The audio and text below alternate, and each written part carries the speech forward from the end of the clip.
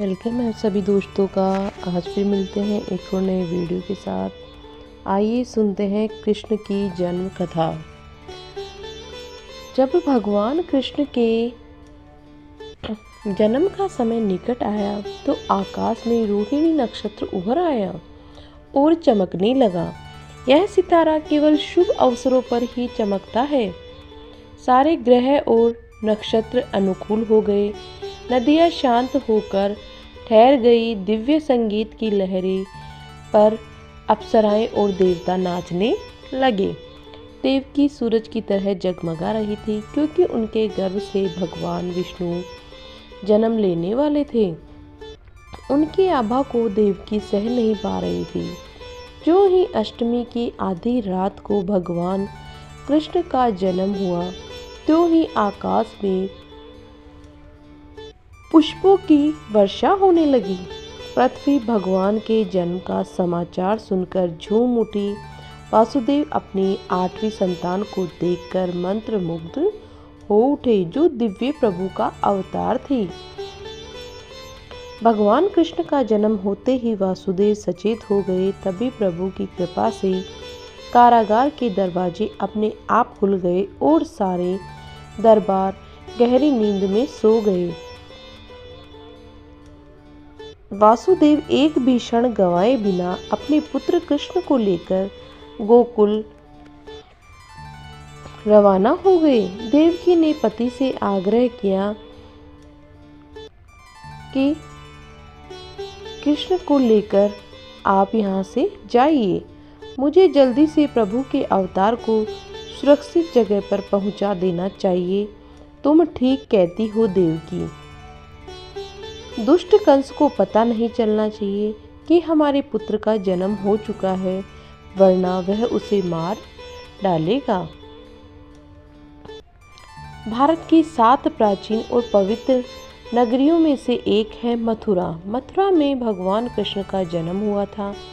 किसी ने कृष्ण के मामा को कंस को बताया कि वसुदेव और देवकी की संतान ही उसकी मृत्यु का कारण होगी। अतः उसने वसुदेव और देवकी दोनों को जेल में बंद कर दिया। कंस उक्त दोनों की संतान के उत्पन्न होते ही मार डाला था। जैसे ही देवकी और वसुदेव के गर्भ से बच्चा होता उसे तुरंत मार डालता था। भविष्यवाणी के अनुसार विष्णु को देवकी के गर्भ से कृष्ण के रूप में जन्म लेना था, तो उन्होंने अपने 8वें अवतार के रूप में 8वें मनोव्यवस्थ के मनवंतरण के 28वें द्वापर में भाद्रपद के कृष्ण पक्ष की रात्रि के 7 मुहूर्त निकल गए और 8वां उपस्थित हुआ। तभी आधी रात के समय सबसे शुभ लग्न उपस्थित हुआ। उस लग्न पर केवल शुभ ग्रहों की दृष्टि थी। ज्योतिषों के अनुसार रात 12 बजे उस वक्त शून्य काल था और वसुदेव श्री कृष्ण को लेकर रवाना हो गए। वसुदेव को कैद से छुड़वाया। कुछ समय बाद बीता। कैद से आजाद होकर भी देवकी और वसुदेव खुश नहीं थे। एक दिन भगवान कृष्ण ने उनकी उदासी का कारण पूछा। देवकी ने कहा, तुमसे पहले मेरे 6-7 पुत्र और हुए, लेकिन कंस ने उन्हें ठीक से देखने भी नहीं दिया, ना प्यार करने दिया। पैदा होते ही उन्हें मार दिया गया। मुझे अपने उन बेटों को की याद आती है। मैं उन्हें देखना चाहती हूँ, प्यार करना चाहती हूँ। श्री कृष्ण ने पूछा कि मैया तुम उदास क्यों रहती हो? इसीलिए देवकी ने कहा कि मैं उन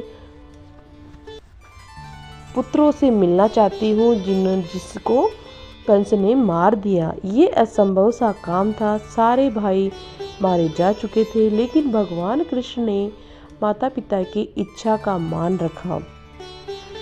वे स्वर्गलोक गए। वहां उन्होंने यमराज से अपने उन सभी भाइयों को वापस लिया। उन्हें देवकी और वसुदेव के पास ले गए। देवकी ने अपने उन पुत्रों को जी भर देखा, प्यार किया, फिर स्वर्ग लौटा दिया। इस कहानी से हमें ये समझाती है कि माता पिता की इच्छा बच्चों के लिए कितनी मायने रखती है।